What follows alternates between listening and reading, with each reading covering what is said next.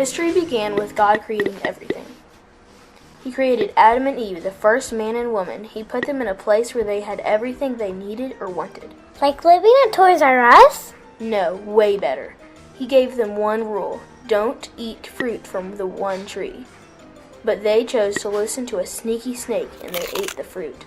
God was so sad they disobeyed, and he sent them out of the garden. Doesn't God love them? Yes, that is why he had a plan to fix everything.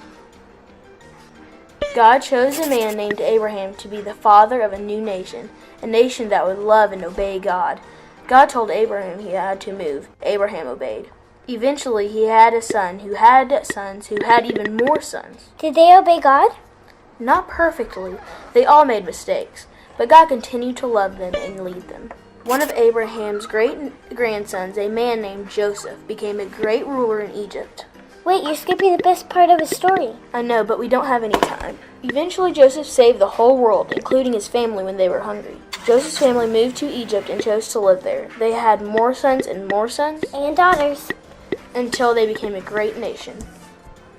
Many years passed and Joseph was forgotten. The Egyptians became afraid because there were too many Israelites, so they made God's people slaves to build their cities. The Israelites prayed to God for their freedom, and God answered by sending a man named Moses to rescue them. Did the Egyptians just let them go? No, God had used 10 plagues to free his people. Finally, the Israelites got to leave Egypt.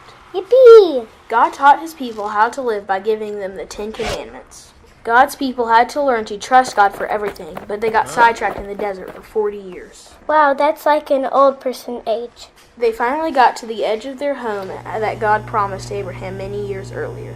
What happens next? That is what we are about to find out in part 2 of his story.